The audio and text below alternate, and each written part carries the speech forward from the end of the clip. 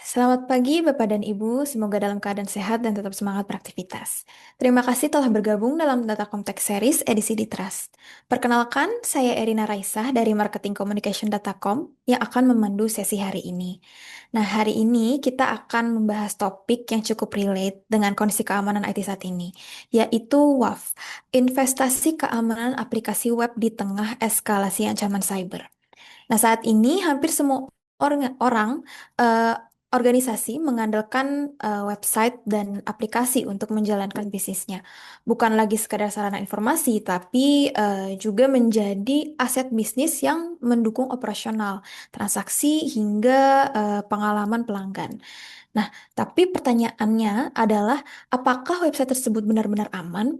Karena faktanya itu banyak serangan cyber saat ini justru menyasar ke website dan aplikasi yang menjadi wajah utama bisnis di era digital. Nah, sebenarnya apa yang membuat website dan aplikasi menjadi salah satu attack surface yang paling menarik bagi pelaku ancaman? Dan gimana sih organisasi bisa membangun perlindungan yang lebih adaptif?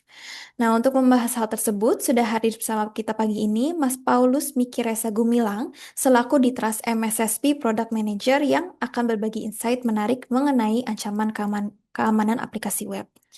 Mas Miki ini memiliki pengalaman luas di bidang cybersecurity, mulai dari penetration testing, security consulting, hingga pengembangan managed security services, serta didukung dengan berbagai sertifikasi profesional seperti CEH, CPTE, CPTC, dan CNSS. Selamat pagi Mas Miki, apa kabar? Halo, selamat pagi Mbak Erina. Baik, Mbak. Nah, oke, baik. Oke, sebelum kita masuk ke pertanyaan pertama, saya ingin menginformasikan kepada Bapak dan Ibu ya, apabila selama sesi berlangsung ingin mengajukan pertanyaan, silakan dapat disampaikan melalui fitur Q&A yang tersedia di bawah layar Zoom. Oke, Mas Miki, saat ini kan hampir semua organisasi memiliki website maupun aplikasi yang mendukung berbagai aktivitas bisnis mereka. Menurut Mas Miki sendiri nih, mengapa website dan aplikasi kini menjadi salah satu target utama serangan cyber modern? Oke, em, jadi kenapa website itu saat ini menjadi salah satu sasaran yang apa namanya sering menjadi ditargetkan ya oleh threat actor ya. Sebenarnya nggak cuman saat ini. Jadi memang dari beberapa tahun terakhir ini itu tuh memang yang paling sering untuk ditargetkan itu dari si website. Dan memang em, apa namanya yang menjadi motivasi kenapa website itu seringkali diserang itu ada beberapa hal ya. Contohnya kayak yang pastinya yang pertama ada orang mau pamer atau show off yang biasanya kalau ketika udah dibobol suatu website itu dia akan dilakukan web defacement ya atau tampilan websitenya itu diubah sesuai dengan keinginannya dia, misalkan kayak hacked by hacker tersakiti atau hacked by siapa dan lain sebagainya. Itu biasa buat pamer gitu ya. Atau sekarang ini kan udah informasi tentang eh, cara dapat uang dengan model kayak gini tuh dengan cara melakukan hacking itu uh, caranya gimana sih dan lain sebagainya. Itu kan ada banyak, ada juga yang namanya bug bounty, ada yang dia melakukan ada juga yang melakukan hal yang tindakan dia yang melanggar hukum, contoh kayak membobol, mengambil datanya, menjual datanya dan lain sebagainya. Dan itu banyak yang em, apa namanya yang bisa dilakukan. Bahkan contohnya kayak eh, misalkan bapak dan ibu pernah melihat website Judol, itu kan ada yang banyak sekali yang dari GoID kan. Atau website-website lainnya. Dan memang sebenarnya itu tuh nggak langsung dari orang yang punya eh, judi online-nya, yang punya situsnya, tapi ada orang yang menjual aksesnya. Contohnya seperti ini. Mas, kita punya 100 domain GoID nih yang udah kebobol, atau 100 website mana yang sudah kebobol dan lain sebagainya, yang kita udah tanamin pintu belakang atau backdoor. Em, Mas mau beli berapa gitu, misalkan kayak gitu ya, itu kan bisa dan lain sebagainya lah. Dan itu yang bikin eh, motivasi kenapa buat ngelakuin hal ilegal ataupun yang legal ya teman-teman ya. Ya in this ekonomi gitu ya. Oke, dan em, mungkin gitu sih Mbak ya.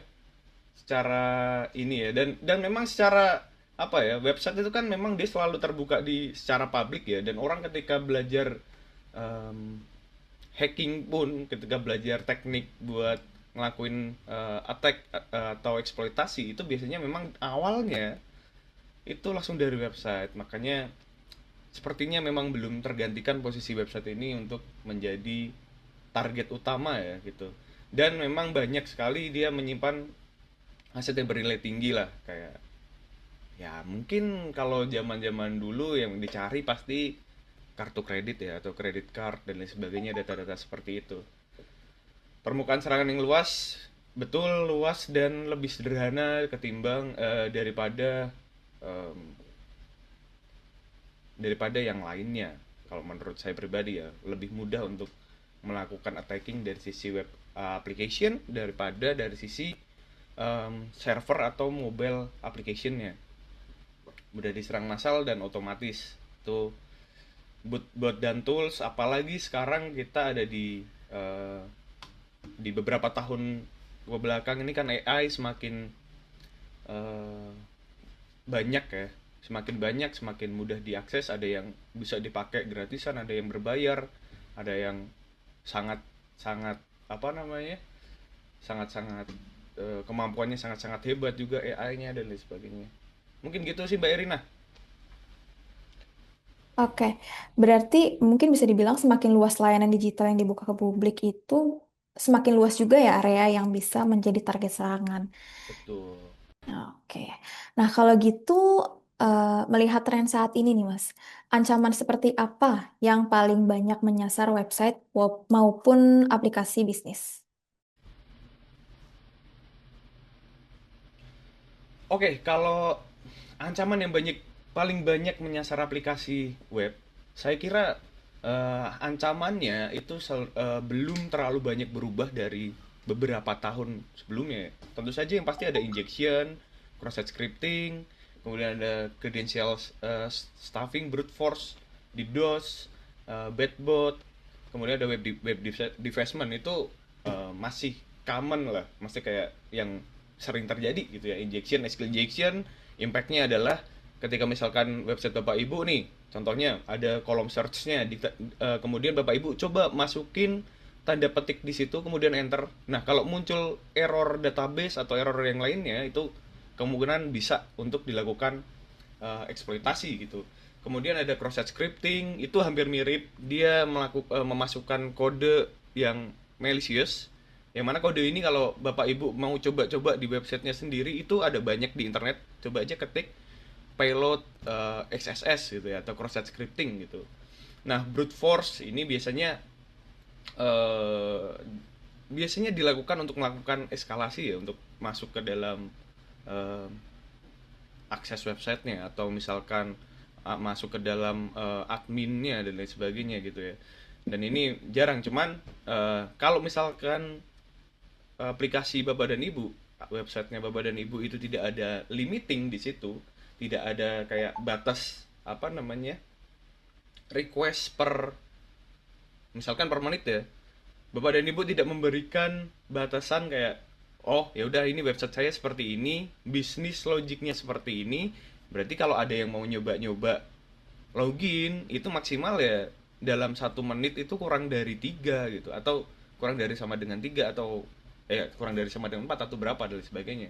Itu kalau gak diatur ya otomatis ketika saya mau coba, misalkan saya udah dapat username adminnya nih dari, ya entah dari mana gitu kan, dapat email username adminnya atau email adminnya, misalkan kayak bisa kan di bagian bawah itu ada tuh email, dan biasa tuh website ada yang ngasih username adminnya dibuat sebagai email. Itu kan sebenarnya agak fatal ya, karena ya itu ngasih clue begitu, dan itu ada beberapa website yang memang melakukan seperti itu. Jadi tinggal ngelakuin brute force untuk passwordnya saja gitu. Nah kalau di DOS ini yang membajiri aplikasi dengan request, dan memang ini di DOS sendiri itu tekniknya ada banyak.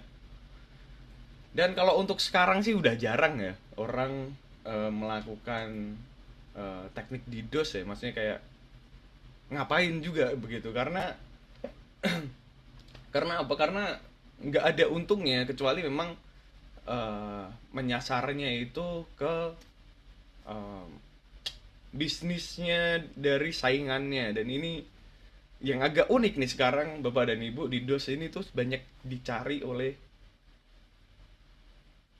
ya ini contoh yang jelek sih, banyak yang nyari itu malah dari orang-orang yang punya judi online begitu. Mas bisa didosin website yang sebelah gak gitu. Itu banyak sekali saya dengar cerita seperti itu dari ya teman-teman komunitas dan lain sebagainya, karena biasa mereka ditanya-tanyain begitu, Mas bisa ini nggak, bisa itu nggak begitu. Nah, kemudian bedbot ini biasa dilakukan buat automate uh, pen testing juga dan lain sebagainya. Itu kan ada scanningnya, scraping, kemudian ada ini dan lain sebagainya. Ini kalau tidak dibatasin otomatis ya website Bapak dan Ibu secara keseluruhan bisa ditarik, bisa dianalisa begitu. Kemudian ada web development itu merubah tampilan ya Bapak dan Ibu ya. Jadi kalau pernah melihat kayak website tampilannya berubah, ada ininya atau malah jadi judi online dan lain sebagainya, nah itu namanya web development begitu. Oke, mungkin begitu sih Mbak. Oke, Mas Miki. Nah, ketika serangan seperti itu tadi tuh berhasil terjadi, dampak apa aja sih Mas yang paling sering dirasakan oleh organisasi? Oke, yang pertama pasti tentunya dampak operasional ya. Misalkan websitenya berhasil dibobol, kemudian dilakukan defacement atau dilakukan eh, ada yang melakukan eksfiltrasi databasenya, ada yang melakukan em, ngedam databasenya, menghapus semua databasenya juga ada, karena usil kali ya. Di website apa gitu, kita dam saja, kita hapus saja semuanya datanya gitu. Itu kan menjadi operasionalnya terganggu, websitenya rusak, atau mungkin bahkan sampai down. Itu kan bisa terjadi ya, karena memang kalau misalkan ada website kemudian itu ditaruh di web server gitu ya, web server sendiri yang mana uh, si pemilik ini tuh dia melakukan deployment itu memang dari server yang fresh. Jadi ada sistem operasinya, kemudian dipasangin Apache dan lain sebagainya. Itu kan ketika misalkan website bisa diambil alih dan kemudian orangnya bisa privilege escalation untuk masuk ke dalam servernya, itu kan fatal ya. Kadang bener-bener dari sampai ke servernya itu bisa di take over atau diambil alih oleh si attackernya. Nah, itu bisa sangat berdampak ke operasional, atau bahkan misalkan pakai ini ya, apa namanya, metode serangan yang agak sedikit remeh-temeh ya, karena sebenarnya mudah, cuman kadang ada trikinya juga. Jadi kadang kadang mudah, kadang tricky gitu. Yaitu cross site scripting, XSS tadi ya yang saya sebutkan, dan mana impactnya ketika misalkan nih tentunya di website itu rata-rata itu kan ada fitur buat kita mengganti nama kan. Kayak misalkan diklik tombol di pojok kanan atas yang ada lingkaran profilnya, kemudian diklik edit profile, kemudian bisa ganti nama begitu kan. Nah, nama ini kalau misalkan Bapak dan Ibu tidak kasih pembatasan karakter, kayak misalnya ini kan nama ya, nama kan harusnya cuman huruf aja gitu kan. Secara normalnya kan nama nama-nama orang Indonesia lah misalkan, itu tuh hanya ada huruf begitu kan. Nggak ada yang dia minta eh, karakter-karakter kayak petik, kurung buka, kurung tutup, kurung siku dan lain sebagainya. Itu kan sangat jarang, dan malah nggak ada sih menurut saya orang ini ya punya nama dikasih bintang atau apa dan lain sebagainya ya. Cuman kalau ada ya, ya mohon maaf gitu kan. Nah, itu tuh bisa kita taruh kayak payload untuk em, apa namanya, melakukan cross-site scripting, yang mana ini banyak sekali di Google, di GitHub dan lain sebagainya. Tinggal di copy, taruh saja payloadnya di situ, dan itu akan berjalan, eh, attacknya itu akan berjalan. Dan yang mana ya belum tentu juga, tergantung juga, ada beberapa kondisinya. Nah, Dampaknya ketika misalkan serangan itu berhasil, dia itu bakal ada pop up eh, ya pop up tulisan dan lain sebagainya begitu di websitenya. Ini kan bikin operasionalnya juga bakal terganggu. Dampak finansial tentu saja, jadi em, bakal apa namanya, bisnisnya akan terhambat. Misalkan itu websitenya memang untuk melakukan transaksi, misalkan kayak toko online atau yang lainnya, itu akan terhambat untuk apa namanya, eh, bisnisnya, yang mana itu akan mempengaruhi finansial. Selain itu, ada dampak finansial secara tidak langsung, yaitu ini nyambung dengan nomor tiga, dampak reputasi dan kepercayaan. Dengan menurunnya reputasi dan kepercayaan, tentunya penggunanya itu bakal jauh lebih menurun dari aplikasi tersebut. Dampak hukum dan kepatuhan, pelanggaran UU PDP, PCI DSS, ISO, dan lain sebagainya, itu juga bisa kena sanksi, denda, dan tuntutan hukum. Nah, ini yang eh, apa ya, agak eh, fatal ya. Semuanya semuanya biasanya ending-endingnya ya ke ini, dampaknya ke finansial gitu. Begitu Mbak Erina,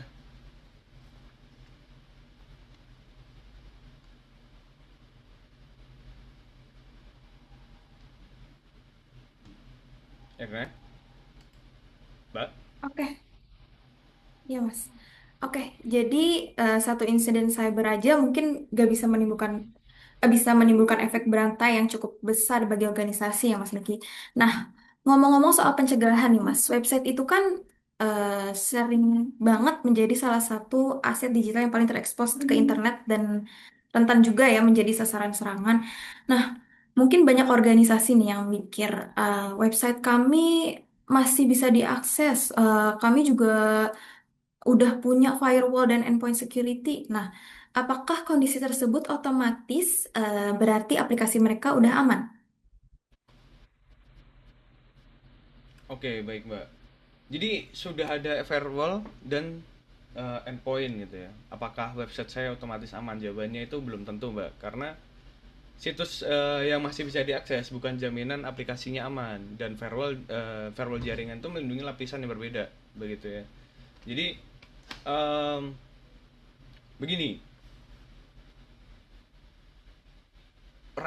dulu waktu saya kuliah itu, em, ketika saya skripsi itu saya mengambil penelitian tentang web development, kemudian ada untuk modifikasi website backdoornya sebagai teknik untuk mendeteksi serangan. Itu dulu saya bikin skripsinya seperti itu. Kemudian ketika saya baca-baca banyak jurnal dan lain sebagainya, itu ada satu jurnal dia yang melakukan penelitian tentang, ya intinya dia mencari tahu biasa tuh rata-rata seberapa lama sih orang dia bisa tahu kalau websitenya itu sudah diserang atau terkompromis atau sudah ada backdoornya begitu, sudah bisa dibobol dengan mudah sama orang gitu ya. Nah, rata-rata ketika dan hasilnya dia bilang ketika misalkan ada website misalkan udah ditanamin backdoor, itu ketahuannya berapa lama, itu rata-ratanya itu sekitar 3 bulan kalau nggak 2 bulan. Intinya dia agak cukup lama begitu ya, dan ada juga yang sampai bertahun-tahun itu belum mengetahui. Nah, terus kenapa kok websitenya nggak dirusak aja sama hackernya, kenapa malah dibiarin jalan dan lain sebagainya? Jawabannya adalah data, apa ya istilahnya itu, mungkin data harvesting ya. Jadi data itu kan misalkan di website yang memang berjalan, kita contoh aja misalkan kayak ada Tokopedia, Shopee dan lain sebagainya gitu ya, atau website-website yang lainnya yang memang digunakan untuk penginputan data dan lain sebagainya, itu kan data semakin lama itu semakin bertambah kan, semakin banyak gitu. Nah, itu yang dimanfaatkan uh, oleh attacker-attacker ini. Jadi mereka melakukan, menunggu nih sambil melakukan eksfiltrasi sedikit demi sedikit dan lain sebagainya, akhirnya dia farming data di websitenya bapak dan ibu gitu. Dan memang aplikasinya tetap berjalan begitu. Kemudian uh, untuk endpoint sendiri itu kan sebenarnya bisa untuk misalnya apa namanya ditaruh di server juga ya. endpoint protection, misalkan contoh kayak antivirus, EDR begitu. Nah, jadi itu efeknya akan bagus juga. Misalnya begini, yang dari tadi saya sebutkan tuh misalkan kayak backdoor ya yang biasa digunain oleh hacker ya. Jadi backdoor ini tuh semacam file PHP dia yang diupload oleh hacker dengan berbagai macam tekniknya dia, bagaimana caranya upload begitu ya ke dalam servernya Bapak dan Ibu. Dan ini kalau Bapak dan Ibu pengen tahu contohnya backdoor, itu tinggal cari aja di Google, ada banyak sekali web shell backdoor gitu. Kemudian dicek gitu ya. Cuman jangan jangan langsung misalkan coba saya taruh di web server saya atau ditaruh di hosting saya gitu ya. Jangan jangan langsung seperti itu ya Bapak Ibu kalau mau ngeliat-ngeliat gitu ya. Karena terkadang ada yang ngasih logger juga. Jadi misalkan Bapak Ibu tanam backdoornya itu di website sendiri, kemudian Bapak dan Ibu buka, dia bakal langsung ngirim alamatnya ke emailnya attacker itu sendiri begitu. Jadi dia bisa tahu lah, kok ada backdoor saya yang dibuka di website ini gitu kan.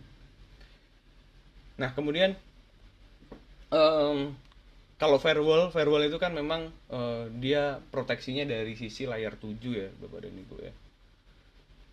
Sorry, dari sisi layar network begitu ya. Nah, ini dua ini tidak sebenarnya tidak bisa menjadi proteksi yang untuk full mengamankan dari sisi aplikasinya karena memang bukan peruntukannya. Nah, kalau yang kasusnya yang backdoor tadi, ketika backdoornya diupload, kemudian ada endpoint protection, EDR atau next generation antivirus atau apa yang lainnya, itu dia akan mendeteksi, loh ini ada file baru masuk, ini kok isinya malicious code dan lain sebagainya atau payload, itu kan jadi ketahuan gitu ya. Terus apakah misalkan udah pakai EDR itu tidak bisa ditanamin backdoor, tidak bisa dilakukan apa namanya hmm,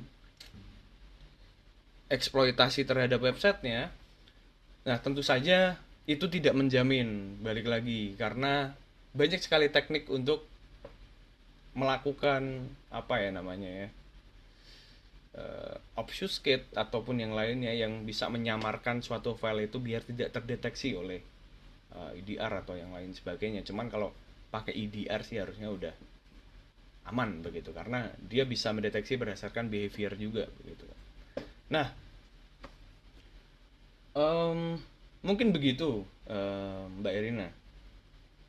Oke, baik Mas Niki. Nah, ngomongin soal WAF nih Mas, sebenarnya apa saja sih keterbatasan WAF tradisional dalam menghadapi ancaman pada aplikasi web modern? Oke, jadi keterbatasan web tradisional versus web modern itu, web tradisional tuh berbasis signature dan juga rule studies. Em, yang mana ini akan menjadi apa ya namanya ya? Ini akan menjadi keterbatasan di zaman yang sekarang begitu ya. Dan saya akan sedikit sharing juga ke Bapak dan Ibu kenapa agak ngeri zaman-zaman sekarang itu, Bu. Karena adanya AI ini. Jadi begini, Bapak dan Ibu. Eh, ketika web tradisional atau web yang sebelum-sebelumnya itu, ketika misalkan memakai web tradisional itu, yang akan bisa dideteksi adalah serangan ataupun malicious file ataupun metode yang lainnya yang mana dia sudah dikenali terlebih dahulu, sudah dikenalin terlebih dahulu. Jadi ini serangan ini begitu, ini serangannya kayak gini, ini berarti namanya berarti harus diblok dan lain sebagainya. Itu hanya mengenal hanya ancaman yang sudah dikenali saja, yang sudah didefinisikan, yang bisa di blok begitu. Sedangkan untuk web modern itu misalnya FortiWeb begitu ya, atau yang atau Hillstone atau yang lainnya begitu, itu bisa deteksi berbasis machine learning. Jadi dia akan memantau terus menerus yang biasa dilakukan oleh websitenya itu seperti apa begitu. Jadi misalnya kayak ini request ada parameternya ini, kemudian biasanya value-nya ini dan lain sebagainya. Ini dikirim terus menerus. Itu kan bisa dikenali oleh machine learning gitu ya. Ini berarti yang normalnya ini website berjalan itu ya request dan responnya seperti ini begitu. Jadi si WAF ini tuh bisa mengenali hal itu. Kemudian ketika tiba-tiba ada orang yang mengirimkan apa namanya, payload cross site scripting di dalam nama gitu ya. Nah itu kan jadinya si WAF ini bakal mendeteksi lah ini ngapain ini begitu. Jadi itu langsung diblok begitu. Dan yang kedua, false positifnya tinggi karena dia tidak mempelajari secara lebih dalam lagi untuk pattern serangannya, payload yang digunakan dan lain sebagainya. Itu kalau buff tradisional dia lebih banyak false positifnya. Lemah terhadap zero day, bahkan bukan lemah terhadap zero day, ini tidak bisa lah. Jarang lah, bukan tidak bisa ya. Dia lemah lah. Jadi dia tidak bisa menyesuaikan dengan serangan yang baru kecuali dia dilakukan update begitu. Jadi serangan baru, metode serangan baru muncul, kemudian database-nya si WAF tradisional ini dilakukan update, nah itu baru bisa begitu. Nah, dan ini juga menjadi salah satu kelemahannya untuk WAF-WAF tradisional ya, yang mana dia hanya berdasarkan apa yang sudah dia tahu begitu. Karena balik lagi Bapak dan Ibu, sekarang itu eh, yang namanya exploit atau metode serangan itu, ini saya sampaikan ketika ini. Jadi saya sering bilang kalau metode serangan itu jauh lebih cepat berkembang daripada pertahanannya, dan ini memang nyata. Makanya biasanya itu bakal ada misalkan teknologi dia melakukan update itu setelah dia mendapatkan CVE baru atau Common Exposure Vulnerability gitu ya. Sorry, kebalik, Common Vulnerability Exposure gitu ya. Nah, CVE itu apa sih? CVE itu tuh metode serangan. Jadi, ini ada, gampangnya itu metode serangannya. Ini ada celah keamanan nih di eh, misalkan CVE buat Apache gitu ya. Di Apache versi sekian dan lain sebagainya begitu. Nah, impactnya seperti ini dan lain sebagainya. Nah, itu kan ditemukan serangan baru gitu, yang mana semua orang yang menggunakan Apache itu akan terkena Apache versi yang sama ya. Itu akan terkena eh, celah keamanan tersebut begitu. Nah, yang mana hal ini itu merupakan metode serangan baru yang tidak bisa langsung ditemukan, yang eh, yang tidak bisa langsung diatasi oleh buff tradisional lama begitu. Nah, kalau misalnya begini, jadi eh, kan saya tadi bilang kalau misalkan metode serangan itu dia jauh lebih cepat berkembang daripada pertahanannya. Yang mana sekarang lebih diperparah dengan yang namanya adanya AI begitu. Kenapa begitu? Karena pembuatan exploit sekarang itu rata-rata orang ketika dia ada basic untuk memahami cara bekerja suatu website atau cara bekerja suatu library atau service yang ada biasa dipakai di dalam website, kemudian dia bisa tahu cara buat gimana nih cara nyari vulnerability dan lain sebagainya begitu ya. Itu exploit itu setiap hari bisa Bapak dan Ibu coba bikin tanpa ngapa-ngapain, tanpa mikir banyak panjang, tinggal prompting lewat uh, cloud, lewat lewat cloud, lewat ChatGPT, lewat DeepSeek dan lain sebagainya. Nah, ini yang bikin sekarang itu banyak sekali, tiba-tiba ada CVE baru, tiba-tiba ada update baru, tiba-tiba ada celah keamanan, ini itu dan lain sebagainya. Padahal dulu-dulunya itu belum ketemu. Gitu karena semuanya sekarang udah dipermudah oleh yang namanya AI ini begitu. Dan lebih parahnya Bapak dan Ibu, kadang tuh sebelum-sebelumnya ketika AI muncul, misalkan 3 tahun atau 2 tahun yang lalu gitu ya.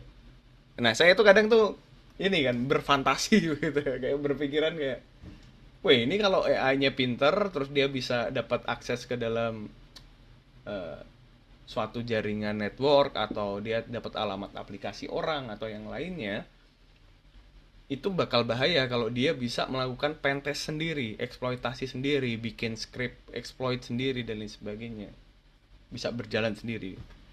Dan ciri-ciri atau tanda-tanda ini akan menuju ke sana itu sudah ada. Jadi ini apa namanya? Nggak cuman kayak fantasi atau pemikiran atau halu-halu saya dulu gitu ya. Ini memang sudah ada, dan Tadi malam saya coba, kemarin juga saya cobain. Jadi memang dia eh, ada satu teknologi AI atau tools yang dia menggunakan AI yang mana dia bisa melakukan eksploitasi secara otomatis.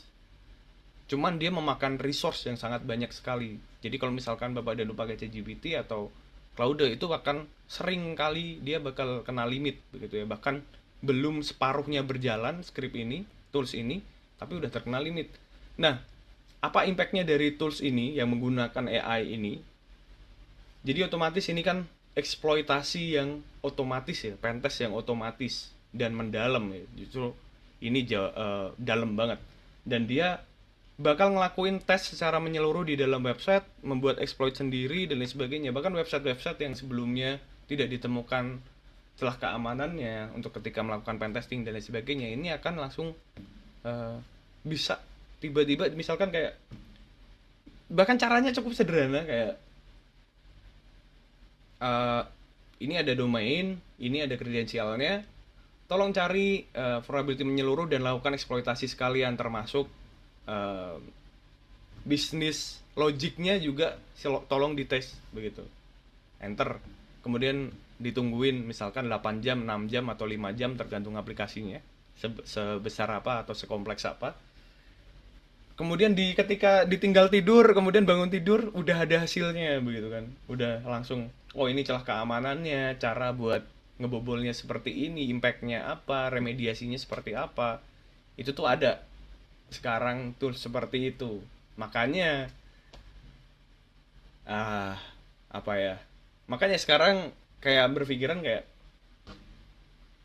wah ini terus website bisa dianggap aman itu. Kadang sekarang jadi bingung begitu kan. Nah, cuman begini. Setelah saya coba beberapa kali untuk tools ini, tools untuk yang pentest menggunakan AI ini, itu ada hal yang apa ya saya bilang ya? Hal yang menarik Bapak dan Ibu. Kenapa begitu? Jadi apa itu? Jadi adalah web application firewall ini. Nah, beberapa kali ketika misalkan lakuin testing, itu memang ya website-website itu kan yang saya coba biasanya kan website kantor dulu kan. Ada satu website internal yang dia memang tidak ada WAF-nya. Website internal, oh sorry itu website yang ada di lab. Jadi ada website yang di deploy di lab di kantor yang memang belum ada WAF-nya dan memang itu sengaja begitu ya. Kemudian ada website kantor juga yang memang saya targetkan begitu. Jadi website kantor sendiri ya Bapak dan Ibu ya, saya targetkan. Nah, ketika misalkan dilakukan seperti itu, tentunya yang tidak ada wave-nya, dia akan langsung, iya segampang itu, langsung dicobain semuanya dan lain sebagainya, banyak temuannya ini itu, yang mana bisa dieksploitasi secara langsung, karena ya dibikinin juga soalnya eksploitasinya, scriptnya ya, script exploitnya ya, gitu. Sedangkan kalau misalkan kita tesnya di website yang dia ada WAF-nya, itu requestnya akan sering terblok. Jadi nyobain ini gitu.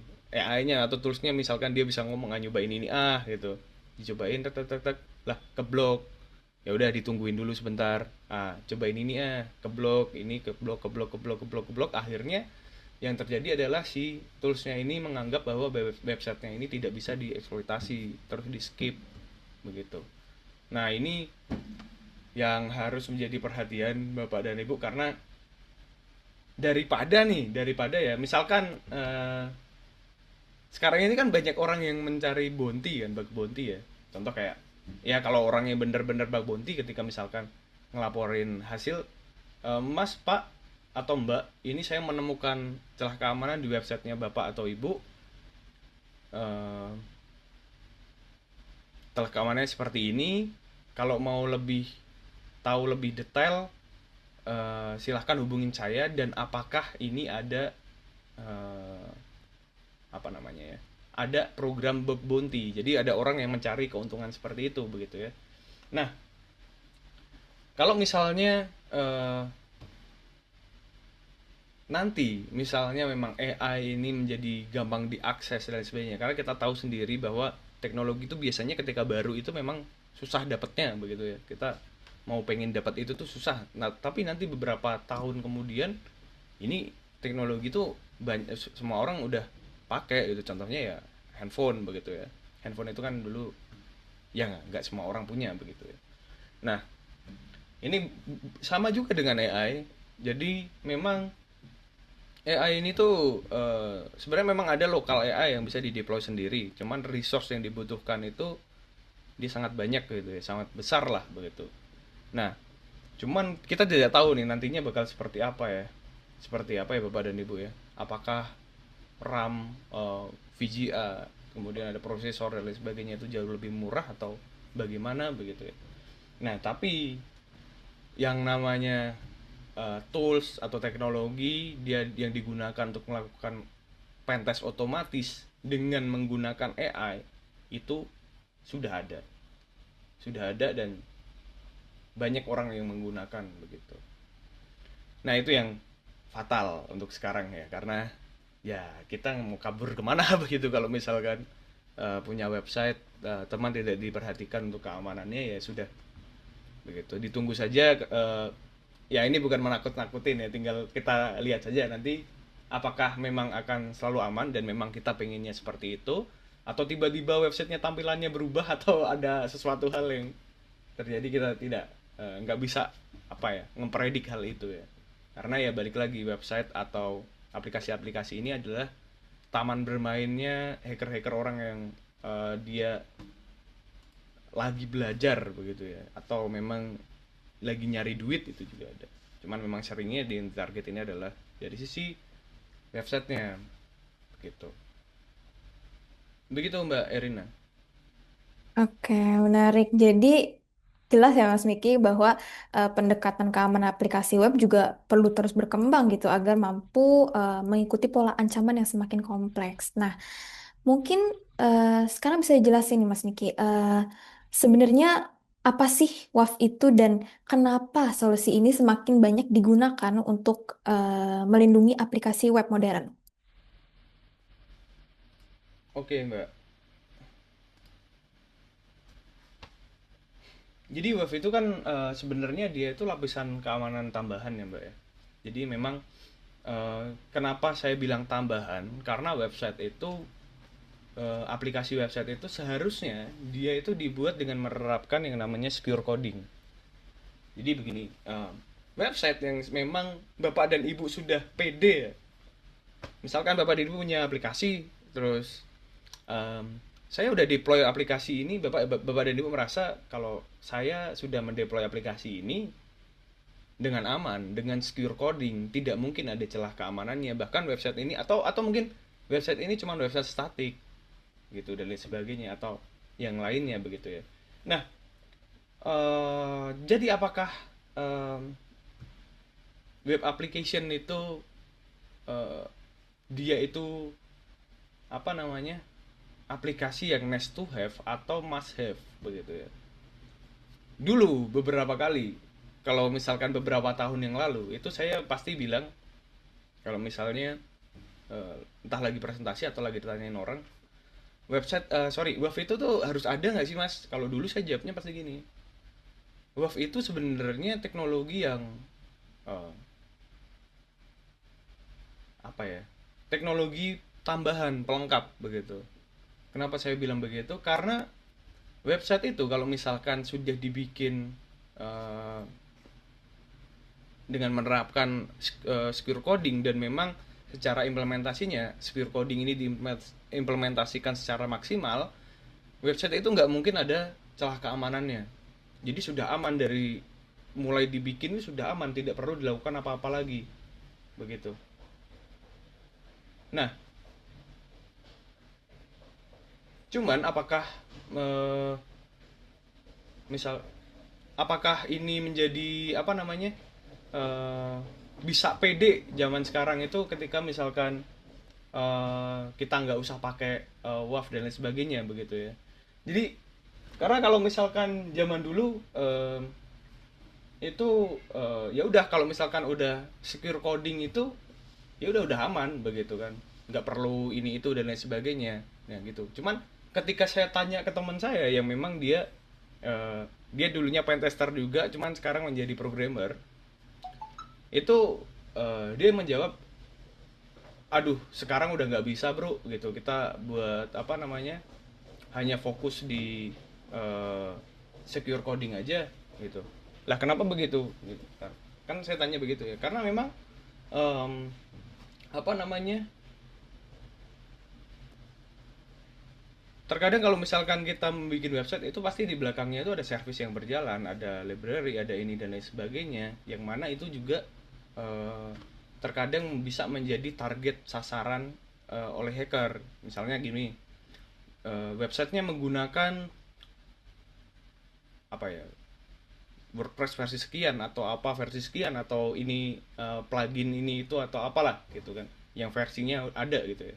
Dan ternyata ketika dicari oleh scanner dan lain sebagainya, oleh AI tadi, tools AI tadi yang bisa auto exploit dari awal sampai akhir, itu dia menemukan oh ini versinya sekian, oh dia ada celah keamanannya ini, oh ya udah apa namanya, em, kita coba eksploitasi versi itu dan lain sebagainya. Atau misalnya apa namanya, oh ini ada metode serangan baru dan lain sebagainya.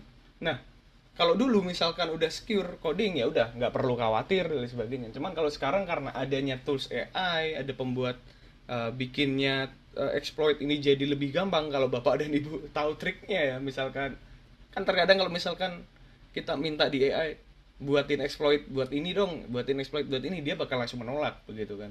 Ya begitulah. Cuman itu ada ya ada ada banyak teknik sebenarnya untuk bisa mengarahkan dia untuk membuat suatu exploit itu begitu.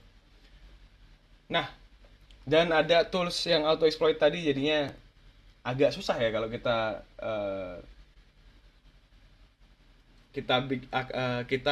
apa namanya, kita harus merasa pede, itu agak susah sekarang kita merasa pedenya kalau aplikasi kita ini aman tanpa adanya WAF ya, karena itu semua tadi banyak sekali ya perkembangannya udah seperti ini begitu sih. Serangannya makin canggih, tuntutan kepatuhan, kalau tuntutan kepatuhan ini memang ya harus di em, kejar ya gitu, karena ya kalau bapak dan ibu pengen PCI DSS, pengen comply dengan PCI DSS, pengen comply dengan UU PDP ya, semua requirement atau semua question yang ada di dalam compliance compliance tersebut ya harus dipenuhi begitu. Dan memang WAF ini menjadi satu teknologi yang nggak pernah lewat untuk harus ada di dalam ini ya, apa namanya, aturan yang ada di dalam compliance begitu Mbak Erina. Oke, baik. Menarik sekali ya Mas Miki. Jadi emang selain karena serangan cyber yang semakin canggih, kebutuhan untuk memenuhi berbagai standar keamanan dan kepatuhan juga membuat WAF ini ya semakin relevan gitu ya Mas bagi banyak organisasi. Nah, kalau dijelaskan secara sederhana nih Mas, gimana sih sebenarnya WAF itu bekerja dalam membantu melindungi website maupun aplikasi bisnis? Oke,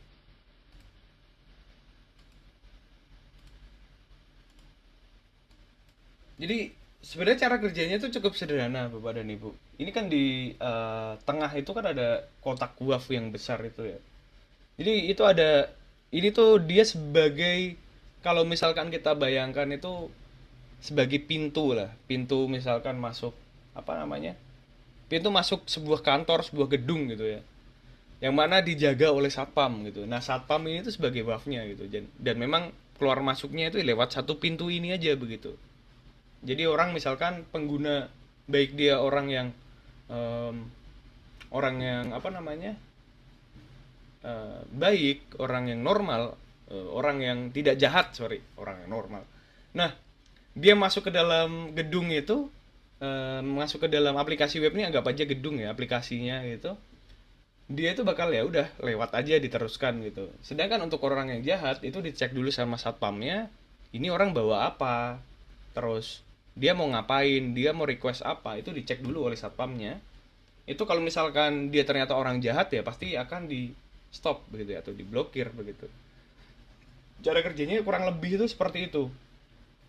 Cuman yang membedakan em, apakah ini akan efektif ataukah ada yang kebobolan atau ada yang lewat dan lain sebagainya, itu memang dari sisi teknologinya sendiri. Karena ada banyak faktornya nih. Ada banyak faktor, apakah WAF ini bekerja dengan sebagaimana mestinya, atau dia masih banyak sekali eh, yang bisa terlewat di situ. Nah, apa faktornya? Yang pertama tentu saja dari sisi teknologinya dulu. Teknologinya ini memang beneran bagus atau cuman ngecap doang nih salesnya ketika ngejual begitu. Jadi kayak, oh ini kita pakai ini, pakai WAF kita, gitu kan. Ini bisa buat zero day, ini bisa buat ini itu dan lain sebagainya gitu. Nah, dan Bapak Ibu percaya aja tanpa melakukan testing begitu ya. Nah, ini fatal Bapak Ibu karena memang 2 tahun saya menjadi kurang lebih 2 tahun atau kayaknya udah dua tahun lebih. Jadi 2 tahun lebih saya menjadi MSC Product Manager dan banyak sekali teknologi yang udah saya coba ya, nggak cuman saya cari tahu tapi saya coba juga begitu. Jadi sering meeting dengan prinsipalnya, kemudian dia eh, ngasih demo ke kita buat kita tes dan lain sebagainya. Nah, ini tahap yang untuk menentukan apakah si teknologi ini cuman omon-omon atau dia memang beneran bagus begitu.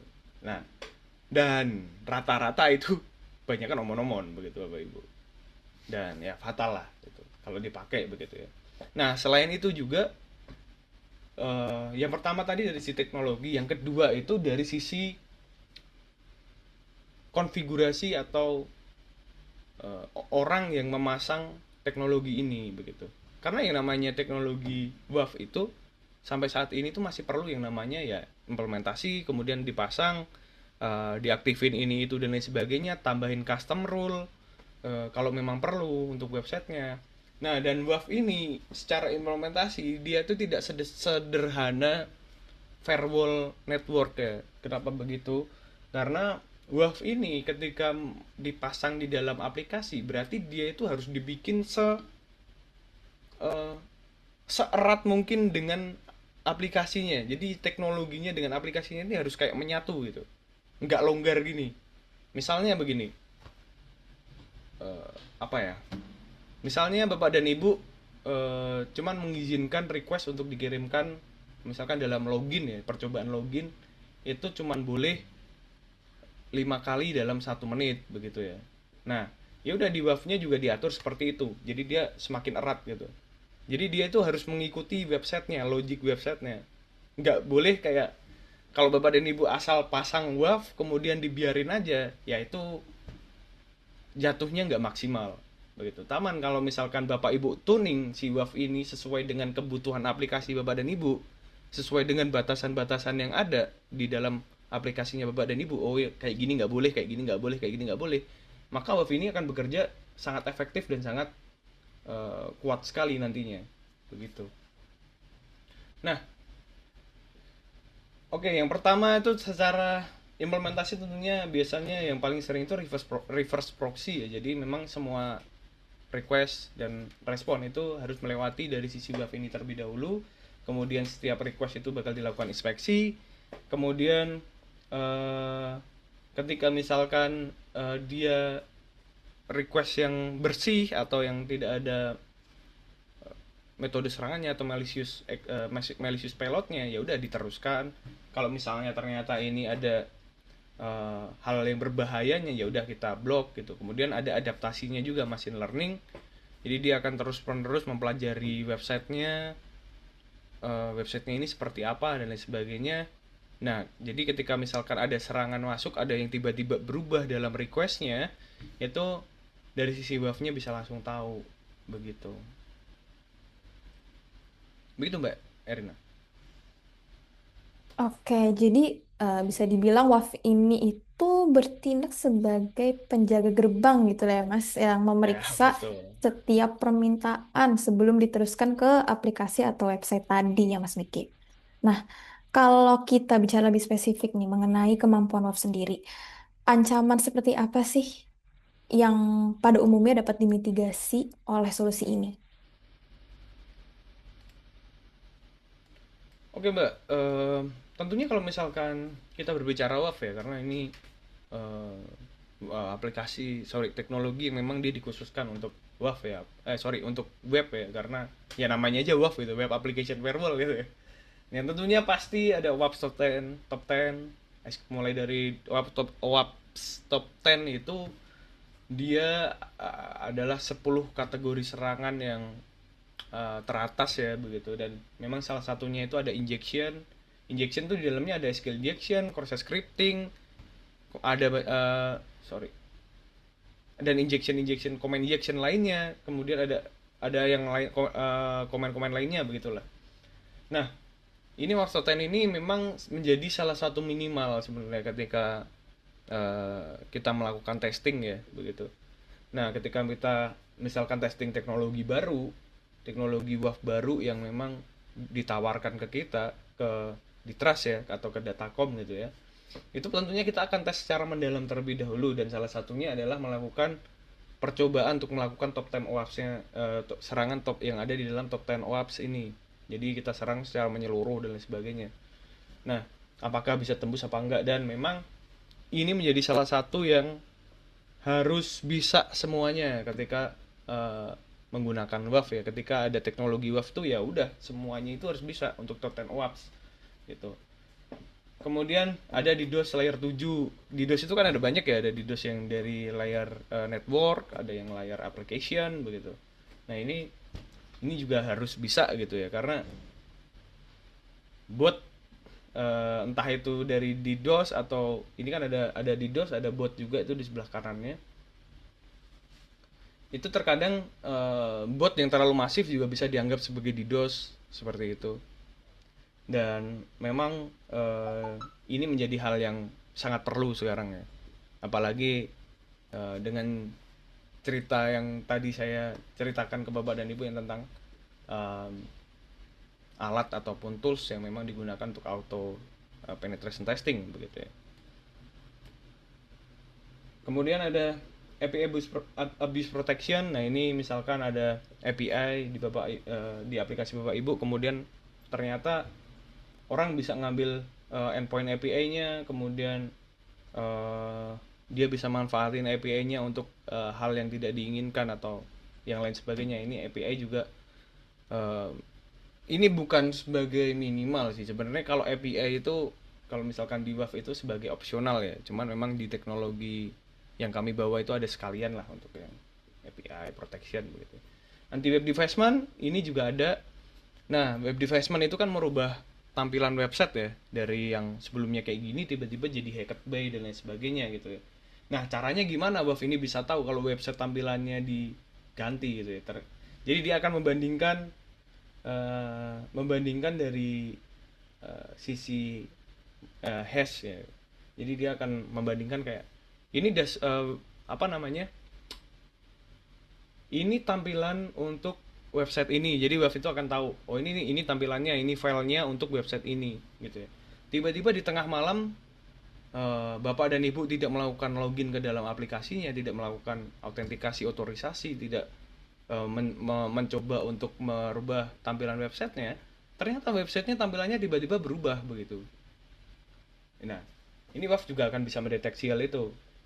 Nah, ini tampilannya berubah, yang ngelakuin bukan pemiliknya, bukan adminnya begitu. Ya sudah, dia bakal balikin ke tampilan yang semula lagi begitu. Itu WAF bisa melakukan hal seperti itu. Virtual patching ini yang penting. Ini biasanya berhubungan dengan zero day ya Bapak dan Ibu, dan memang ya kembali lagi, um, exploit atau serangan yang baru di dalam website itu sekarang jauh lebih cepat untuk munculnya, untuk berkembangnya, yang mana ini terkadang menjadi kayak, aduh ini kalau ada serangan baru websiteku kenapa enggak ya, ini kalau ada serangan ini websiteku kenapa enggak ya. Dan amit-amit kalau misalkan aplikasinya bapak dan ibu ternyata memang saat itu terkena dengan metode serangan yang baru itu, sebenarnya impact gitu ya, ada bisa dilakukan di websitenya bapak dan ibu, cuman belum ada orang yang melakukannya gitu, dan bapak ibu nggak ngeh nih kalau itu bisa gitu ya. Nah, kalau misalkan tidak ada WAF-nya, dia ketika misalkan ada hacker yang ada threat actor yang dia mau threat actor yang dia bakal dia mau attack aplikasinya bapak dan ibu, itu ya langsung tembus kalau memang tidak ada WAF-nya. Cuman kalau ada WAF-nya, kemungkinan besar metode serangan baru ini akan tembus itu jauh lebih kecil. Jauh lebih kecil ya. Karena ya ketika misalkan tadi yang di gerbong yang apa penjaga satpam tadi, yang satpam tadi ya, itu kan dia menjaga setiap kali ada orang keluar masuk kan. Yang keluar masuk itu kita anggap aja kayak request begitu ya. Nah, ketika ada serangan baru, otomatis dia akan mengirimkan request ke dalam web server. Nah, ketika lewat satpamnya tadi, pintu masuknya, lewat WAF-nya, itu akan dicek. Loh, ini orang ngapain ngirim eh, apa namanya? Ngirim skrip seperti ini atau menjalankan mengirim perintah seperti ini dan lain sebagainya ke dalam website. Ini nggak boleh begitu. Nah, ini akan bisa diatasin oleh WAF-nya begitu. Begitu Mbak Erina. Oke, berarti emang cukup beragam ya Mas untuk ancamannya sendiri. Nah, berarti kalau gitu apakah perlindungan endpoint aja nih sebenarnya udah cukup atau website dan aplikasi bisnis ini juga perlu lapisan keamanan yang berbeda, Mas? Oke. Oke, jadi apakah handphone saja cukup atau perlu lapisan sendiri? Jadi balik lagi, ini sebenarnya itu dua hal yang target perlindungannya itu berbeda. Cuman dua ini tuh saling melengkapi, Mbak.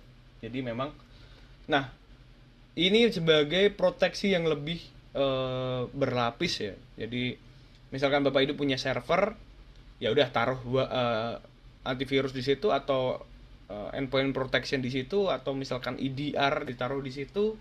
Kemudian apa namanya dari sisi aplikasinya di depannya aplikasinya itu dikasih web application firewall untuk memberikan proteksi lebih terhadap aplikasinya Bapak dan Ibu. Otomatis ya buff-nya berjalan dengan baik, tidak ada serangan yang bisa masuk dan sebagainya, dan amit-amit ada celah keamanan baru dan ternyata WAF-nya ini bisa dilewatin dengan cara eh, apa namanya ya, obfuscate, atau misalkan dia dilakukan ya kita coba pilot yang memang bypass WAF-nya gitu ya.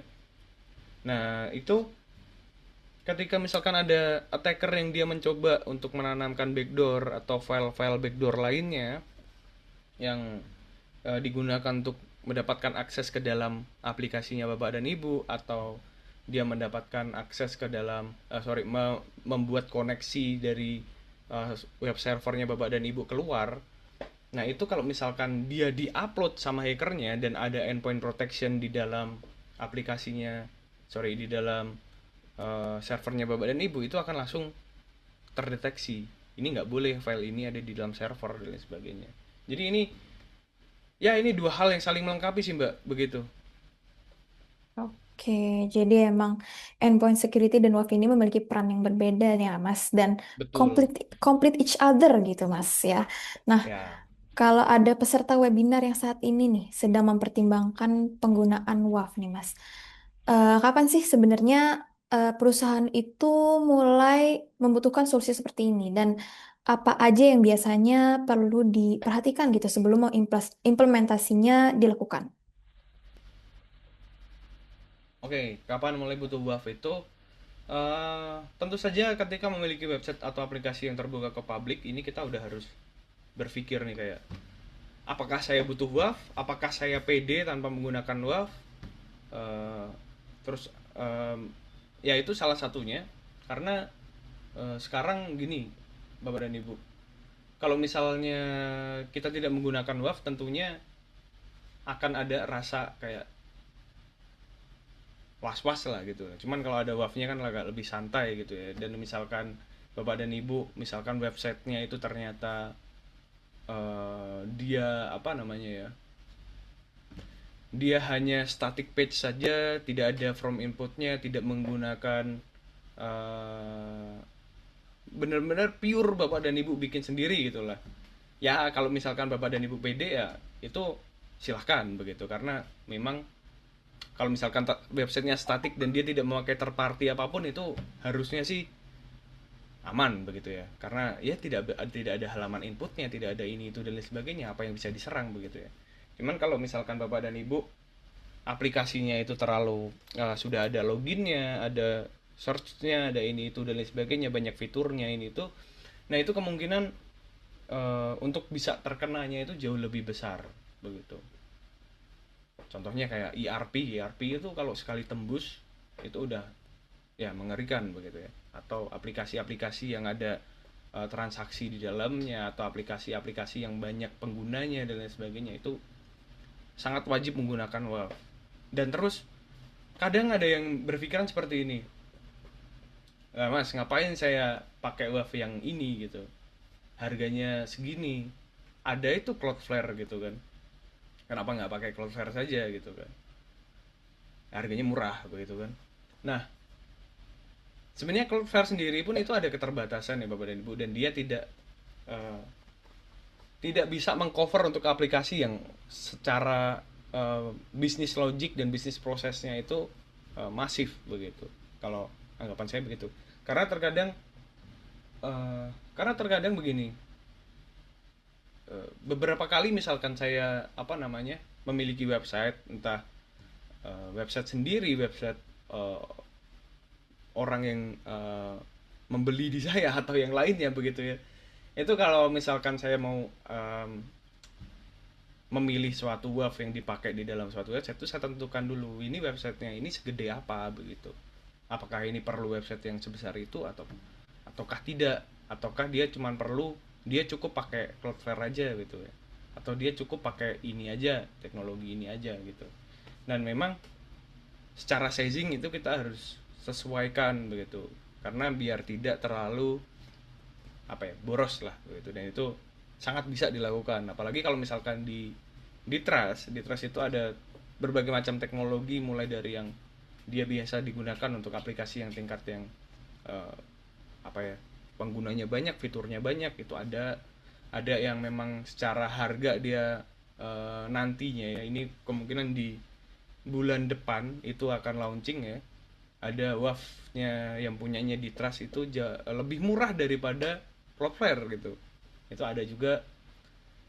Dan ada beberapa teknologi yang kita bawa juga yang tentunya udah kita tes dari awal sampai akhir, apakah dia udah bisa uh, mengatasi bot, apakah dia udah bisa buat ngatasin serangan OWASP dan lain sebagainya, OWASP Soten, metode-metodenya apakah udah semuanya, itu udah kita tes semuanya untuk WAF-WAF yang kita bawa begitu. Begitu Mbak Irena. Oke, jadi ya implementasi WAF sendiri ya perlu juga disesuaikan dengan kebutuhan dan profil risiko masing-masing organisasi juga ya Mas Miki ya. Betul. Nah, eh, melihat ancaman cyber nih semakin ruwet gitu Mas. Nah, gimana sih organisasi ini dapat membangun keamanan website dan aplikasi yang lebih adaptif ya tentunya, serta berlapis agar tetap mampu gitu menghadapi berbagai resiko yang muncul. Oke, tentunya jadi ini sebenarnya harus berlapis ya. Yang namanya security itu biasanya kita tidak bisa ini dengan apa namanya menggantungkan dengan satu teknologi saja gitu. Kecuali nih Bapak dan Ibu punya website terus kemudian ditaruh di hostinger, atau hostinger itu nama produk bukan ya, di hosting gitu lah, hosting di suatu tempat gitu ya.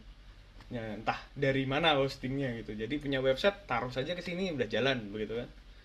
Nah itu ya biasanya kalau misalkan seperti itu ya butuhnya palingan ya cuma WAF doang begitu. Atau misalkan mau dikasih EDR, saya belum pernah coba sih naruh EDR di ini ya, hosting gitu ya. Nah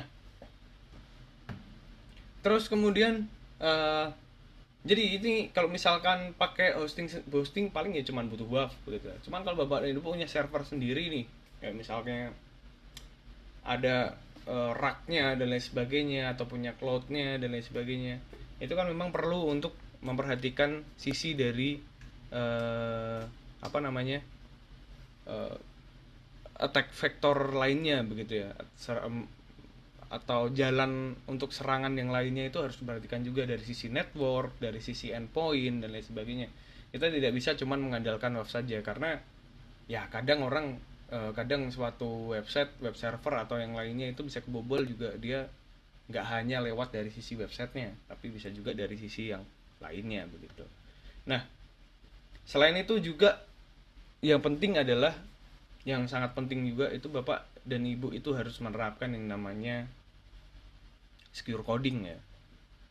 Secure coding itu ya memastikan bahwa codingannya dari aplikasi ini, codingan untuk membuat aplikasi ini, dia itu tidak ada kekurangan dalam artian, karena begini, karena celah keamanan itu muncul biasanya karena ada codingan yang memang dia tidak sempurna, tidak ada yang kurang gitulah. Karena ya itu agak susah untuk implementasinya. Cuman Bapak dan Ibu sekarang itu kalau misalkan mau menerapkan yang namanya secure coding, itu kan sudah ada cloud, ada ini itu dan lain sebagainya. Cuman jangan, ya terserah, kalau ini terserah Bapak Ibu ya. Cuman kalau saya bukan tim yang saya punya website ini, website lama saya, tolong terapkan secure coding di website ini begitu. Itu kadang ya antara berhasil atau aplikasinya jadi rusak gitu ya, atau jadi apa ya, ya itu bukan hal yang inilah, harus apa ya, harus bijak lah menggunakan AI begitu ya. Misalkan Bapak dan Ibu copy satu-satu functionnya, ini sudah aman belum ya, ini ada ini atau perlu menambahin seperti apa ya biar aman gitu, biar secure coding. Kemudian perlu juga sebenarnya kalau misalkan itu aplikasinya skala yang besar ya, skala yang aplikasi gede banget gitu, lakukan monitoring 24/7 dan kalau perlu sekalian kasih threat intel ya. Monitoring 24/7 itu kan biasanya dilakukannya oleh Security Operation Center ya, dan memang ya banyak sekali yang menjual service ini, layanan ini untuk monitoring ini, termasuk Datacom kita juga menjual. Kemudian threat intel kita juga ada, cuman ini teknologi yang ya silakan kalau Bapak Ibu mau pakai threat intel silahkan pakai, kalau tidak pakai ya silakan juga gitu, karena ini teknologi yang menurut saya nice to have begitu ya. Pema, uh, ya mungkin itu sih Mbak. Dan yang namanya website itu perlu juga dilakukan penetration testing ya Bapak dan Ibu ya. Jangan cuman mengandalkan WAF ya.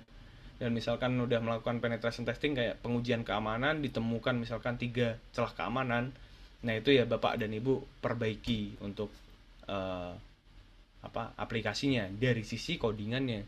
Jangan mengandalkan WAF saja. Jadi seringkali saya bertemu dulu waktu saya pentester ya, waktu jadi pentester itu misalkan saya menemukan 10 celah keamanan di websitenya perusahaan A begitu ya. Tapi ternyata tim IT-nya perusahaan A dia bilang, Mas kita udah punya WAF kok gitu. Aman kan ya Mas ya, nggak perlu kita remediasi dari codingannya gitu. Ini hal yang salah ini sebenarnya Bapak dan Ibu, kalau misalkan berpikiran seperti itu. Karena balik lagi WAF ini pertahanan tambahan, bukan pertahanan utama. Karena memang harus saling melengkapi gitu. Mulai dari secure codingnya ditambahin WAF, wah itu kalau misalkan kayak gitu udah sangat kuat itu website begitu. Mungkin gitu Mbak Irina. Oke, baik Mas Niki. Nah, sebelum kita buka nih sesi Q&A-nya, saya ada satu pertanyaan lagi nih Mas. Mungkin Oke. banyak peserta gini yang sudah merasa perlu meningkatkan keamanan website atau aplikasinya gitu, tapi masih bingung langkah pertama yang harus dilakukan tuh apa. Nah, gimana sih Ditrust itu membantu organisasi dalam proses tersebut? Oke, jadi begini Bapak dan Ibu. Sebentar, konsultasi. Jadi yang pertama itu tentunya di trust itu kita bakal membantu Bapak dan Ibu untuk konsultasi ya. Nah, kalau misalkan nanti Bapak dan Ibu konsultasi ke Datacom mungkin bakal ketemu beberapa orang ya untuk diajakin ngobrol ya, ada ya entah siapa tim security atau misalkan Hendra atau Feby dan lain sebagainya itu ada Datacom ya. Nah, itu silakan saja tanya, Mas kita punya aplikasi seperti ini nih gitu, aplikasinya kayak gini kayak gini kayak gini, fiturnya ini kita kira-kira kalau mau pakai WAF itu WAF yang kayak gimana, apakah kayak Cloudflare saja cukup, apakah yang harus yang segede ini atau gimana, dan kalau misalkan pakai ini memang pertimbangannya seperti apa begitu. Itu bisa, kita bisa bantu untuk konsultasinya begitu. Dan bayar apa enggak bayar sih itu sih kalau konsultasi ya, jadi tinggal tanya aja begitu. Nah, terus kita udah membawa teknologi yang memang ya balik lagi, saya juga salah satunya yang melakukan pengetesan, Selain itu juga ada tim-tim saya, jadi setiap teknologi yang kita bawa itu sudah kita tes semuanya, apa namanya, sudah kita tes semuanya apakah dia udah memproteksi ini itu dan lain sebagainya, itu harusnya udah aman gitu untuk teknologi yang kita bawa. Nah, terus kemudian manage dan monitor 24/7 ini sebenarnya add-on ya Bapak dan Ibu ya. Ini bisa kita monitoring dengan dengan EDR juga, dengan SOC juga, Security Operation Center, ini bisa langsung dimonitoring untuk WAF-nya. Dan memang kalau misalkan untuk selain itu, apa sih plusnya ketika misalkan di trust, Bapak dan Ibu menggunakan di trust? Yang pertama, konfigurasi ini itu dan lain sebagainya itu udah kita aturin semuanya. Bahkan untuk WAF-nya itu akan kita tuning sesuai dengan aplikasinya Bapak dan Ibu. Selain itu, kita yang akan nge-manage teknologinya ketika udah berjalan. Jadi ketika misalkan ada update, ada perubahan ini itu dan lain sebagainya, kita yang akan melakukan pengupdatean tersebut begitu. Jadi Bapak Ibu tinggal duduk manis saja, udah tenang saja untuk dari sisi WAF-nya kita yang akan manage dari awal sampai akhir begitu. Dan kita juga fleksibel, kita bisa eh, di banyak tempat lah, ada di private cloud, ada Datacom public cloud, ada di cloud itu ya, kalau Datacom public cloud ya, ada AWS dan lain sebagainya begitu. Begitu sih Mbak Irina. Oke, berarti konsultasinya aman ya Mas, nggak bayar ya? Aman ya Mas? Oke. Oke, oke. Terima kasih banyak atas insight dan penjelasannya ya, Mas Miki. Dari diskusi hari ini, kita jadi memahami bahwa melindungi website dan aplikasi bisnis tidak cukup hanya mengandalkan satu lapisan keamanan. Nah, dibutuhkan juga pendekatan yang lebih adaptif ya tentunya tadi dan berlapis juga agar mampu menghadapi ancaman yang terus berkembang. Nah, sebelum kita masuk ke sesi tanya jawab, kami ingin menginformasikan bahwa saat ini di Trust memiliki penawaran free trial selama 3 bulan untuk solusi EDR dan Acronis RMM yang dapat dimanfaatkan oleh Bapak atau Ibu untuk mencoba dan mengevaluasi kebutuhan keamanan di lingkungan masing-masing. Baik, sekarang kita masuk ke sesi tanya jawab ya. Jika Bapak atau Ibu memiliki pertanyaan terkait topik yang telah kita bahas hari ini, atau ingin berdiskusi gitu mengenai tantangan keamanan yang sedang dihadapi di organisasi masing-masing, silakan tulis pertanyaannya melalui fitur Q&A yang tersedia. Oke, ini sudah dilihat ada 4 ya yang masuk, Mas Miki. Mungkin bisa Ya. dilihat terlebih dahulu. Oke, mungkin langsung saja kali ya Mbak ya. Saya bacakan. Boleh. eh, oke, yang pertama. Ini mau berapa pertanyaan Mbak? Mbak Irina? eh 3 boleh, Mas. 3 boleh ya? Iya.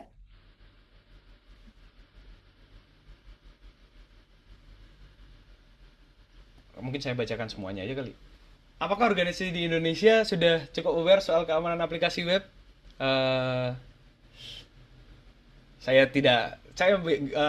agak susah menjawab ini karena saya nggak riset ya, nggak ada datanya ya. Cuman kalau misalkan kita menjawab apakah cukup aware apa tidak, misalkan itu buat perusahaan, enterprise, UMKM itu udah lumayan ya. Cuman kalau buat website, ya kita balik lagi, kita tahu kondisi di pemerintah, website-website pemerintah kita yang mana memang itu belum termanage secara terpusat, dan pembuatannya pun itu eh, per daerah ya. Bahkan setelah aplikasinya dibeli itu terkadang juga tidak terurus untuk aplikasinya, atau bahkan tidak dipakai, yang mana akhirnya terbengkalai, nggak di monitor, nggak, sorry, bukan nggak dimonitor, nggak di manage dengan baik, yang pada akhirnya ya akhirnya kebobol juga begitu ya. Nah, itu yang bikin, jadi memang di beberapa sektor itu sudah aware, cuman ada juga di sektor yang lain yang memang masih kurang begitu ya Bapak dan Ibu ya. Dan ya kalau misalkan sudah seberapa aware, kalau menurut saya sih baru 60% mungkin di Indonesia ini. Itu cuman itu dari saya pribadi ya Bapak dan Ibu, kembali lagi saya tidak berbicara berdasarkan data ya, ini perkiraan saja. Begitu sih. Apa bedanya ketika menggunakan reverse proxy dan WAF begitu ya? Ini sorry, ini sepemahaman saya ini tuh sebenarnya itu misalkan WAV ya, WAV itu kan biasanya secara normal dia itu pemasangannya untuk naruhnya itu secara reverse proxy begitu. Jadi ya udah semua request itu harus melewati WAV terlebih dahulu begitu. Itu salah satu cara penerapan WAV ya Bapak dan Ibu ya. Cara cara implementasi WAV itu menggunakan reverse proxy. Jadi ini memang ya secara konsep sama begitu. Bapak Sutarto Triwibowo dari Kamluaro Bapak gitu. Bagaimana dengan akses VPN yang telah berjalan jika WAV dijalankan? Server premise setelah ada antivirus, bagaimana dengan adanya WAV? Oke, kalau akses VPN ya Bapak dan Ibu ya, itu harusnya tidak akan menjadi masalah karena memang ya sudah ada akses VPN yang sudah ada itu harusnya tidak akan apa namanya menjadi masalah ya karena ya semudah itu Bapak dan Ibu misalkan kayak kita misalkan ini ketika misalkan Bapak dan Ibu memasang WAV baru itu kalau misalkan di Ditras ya itu akan dilakukan namanya sesi bukan sesi ya ya konsultasi terlebih dahulu. Nah itu tinggal sampaikan saja Mas Mbak kita udah ada ini yang berjalan loh apa SSH-nya dia menggunakan sorry VPN VPN-nya dia menggunakan VPN ini melewati port ini atau bagaimana begitu ya.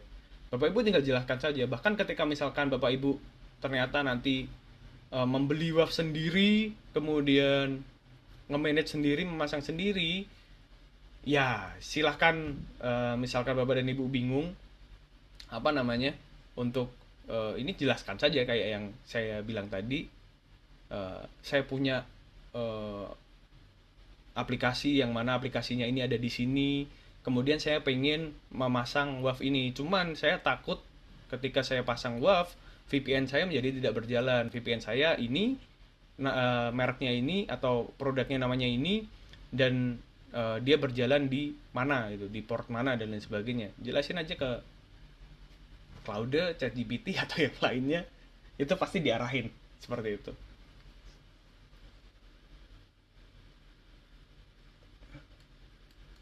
Server premise setelah ada antivirus, bagaimana dengan adanya WAV? Ini proteksi yang berbeda. Kembali lagi Bapak, jadi dia saling melengkapi. Ketika misalkan udah dikasih antivirus, dia akan mendeteksi berdasarkan malicious filenya atau file berbahayanya. WAV akan melindungi dari sisi aplikasinya sebagai pintu masuk, keluar masuk request dari internet ke dalam apa namanya web server dan dari server ketika keluar begitu. Terus ini ada dari Mas Ahmad Lutfi Hakim. Cukup panjang ini. Halo teman-teman, terima kasih atas pemaparan yang sangat bagus dari Mas Miki. Ya, sama-sama Mas. Izin minta masukan soal keamanan sistem saya di DevOps di perusahaan FMCG. Dan saat ini di tim kami belum ada orang yang khusus pegang security. Kondisinya kami baru saja mindahin semua domain sales dari platform SaaS. Oke, ke infrastruktur sendiri, wes dia ini yang migrasi ke tempat sendiri. Sejauh ini yang sudah berjalan baru Cloudflare WAF di depan, Basu untuk monitoring server. Oke. Sama kami baru pasang SonarQube. Nah, ini SonarQube-nya anggapan saya berarti ini open source SonarQube-nya ya. Di pipeline CI/CD buat cek keamanan code sebelum di deploy. Kira-kira dengan kondisi sekarang dari keterbatasan tim celah keamanan apa lagi yang paling rawan dan harus segera dibenahi mengingat sekarang data transaksi dan data pribadi pelanggaran kami kelola sendiri. Terima kasih sebelumnya. Begini, dari sisi apa namanya sizing websitenya dulu.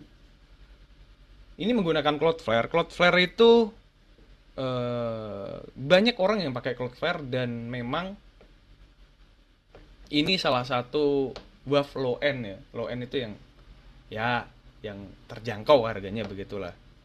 Dengan kemampuan yang lumayan begitu. Nah, jadi harus tahu terlebih dahulu nih dengan adanya apa namanya WAV ini apakah eh, sudah cukup untuk mengamankan aplikasinya Mas Ahmad nih, Mas Ahmad Lutfi. Itu udah cukup belum gitu kira-kira. Nah, cara ngira-ngiranya gimana? Kalau mau gampang sih lakuin pentest, Mas. Coba lakuin pentest black book saja udah. Kalau pak sorry ya white book kalau sorry gray book kalau enggak black book. Jadi itu ada metode pentest. Kemudian cobain apakah ketika misalkan cobain testingnya itu buffnya sambil dinyalakan begitu. Kalau mau nyoba-nyoba atau sizingnya susah ya. Atau mau konsultasi terlebih dahulu juga boleh Mas Ahmad Lutfi. Apakah website saya ini cukup pakai apa namanya Cloudflare doang atau kita harus pakai teknologi yang lain. Nah, kalau misalkan konsultasi terus disuruh pakai teknologi yang lain, tanyain dulu alasannya apa, kenapa saya harus pakai yang lain, kenapa nggak pakai ini aja dan lain sebagainya. Dan silahkan untuk uh, itu nanti bapak ibu yang nangkap sendiri apakah ini omongannya masnya salesnya atau tim teknisnya ini bisa diterima atau tidak begitu ya. Nah, itu salah satunya. Nah, CI/CD pipeline, SonarCube itu kan dia menggunakan misalkan open source itu dia banyak sekali kekurangannya ya. Jadi ini untuk penerapan secure coding ya Bapak dan Ibu ya SonarCube itu. Nah, itu masih banyak keterbatasannya jujur sebenarnya ya. Cuman udah hal yang bagus ketika Bapak dan Ibu menerapkan CI/CD pipeline di ketika punya DevOps atau ngodingnya gitu ya, langsung bisa dicek ketika ada source code baru gitu. Itu udah bagus. Cuman coba pertimbangkan eh, apa ya? Melakukan tes yang lebih menyeluruh dengan tools yang eh, lebih ini lagi kalau memang ada rezeki ada inilah. Nah, itu karena SonarCube kalau misalkan pakai open source itu masih terbatas gitu ya, cuman udah sangat bagus gitu, apalagi udah ada monitoringnya menggunakan Wazoo ya untuk monitoring server. Ini lebih ke availability kali ya untuk servernya ini aktif atau tidak gitu. Ya paling kalau misalkan uh, Bapak dan Ibu pengen tahu, ini kan pertanyaannya kondisi sekarang perlu apa gitu ya, perlu apa yang perlu diwaspadai ya. Kita tidak tahu karena eh, beda aplikasi tentu saja yang harus difokuskan, yang harus dilihat itu berbeda. Dan kalau misalkan mau tahu secara realnya bagaimana keadaan aplikasi website saya, apakah sudah aman ataukah belum, silahkan dilakukan yang namanya penetration testing. Dan memang ada banyak sekali perusahaan yang menjual jasa penetration testing dengan berbagai macam harganya dan berbagai macam kualitasnya. Tentunya beda perusahaan beda kualitas ya untuk penetration testing. Nah, itu silahkan Bapak dan Ibu pilih sendiri. Dan Datacom di Trust itu kita juga ada layanan penetration testing. Mungkin begitu Mas Ahmad Lutfi. Terima kasih banyak. Oke, terima kasih ya Mas Miki atas jawabannya dan terima kasih juga kepada Bapak dan Ibu atas pertanyaan-pertanyaannya. Nah, tidak terasa kita telah sampai di penghujung webinar Datacom Tech Series pada pagi hari ini. Sebagai rangkuman dari diskusi hari ini, kita dapat melihat ya bahwa website dan aplikasi bisnis kini menjadi salah satu attack surface yang paling sering dimanfaatkan oleh pelaku ancaman cyber gitu. Nah, oleh karena itu, perlindungan pada layer aplikasi menjadi semakin penting ya, dan tidak dapat hanya mengandalkan pendekatan keamanan tradisional aja. Melalui kombinasi visibility, proteksi yang tepat, dan strategi keamanan yang lebih adaptif serta layered, organisasi dapat meningkatkan ketahanan cyber sekaligus juga menjaga keberlangsungan bisnis di tengah eskalasi ancaman yang terus berkembang. Nah, sebagai penutup, kami juga ingin kembali mengingatkan ya bahwa saat ini tersedia program free trial 3 months untuk EDR Acronis dan Acronis RMM. Untuk informasi lebih lanjut serta pendaftaran promo, Bapak dan Ibu dapat melakukan scan pada barcode yang sudah ditampilkan di layar dan mengisi form promo yang tersedia.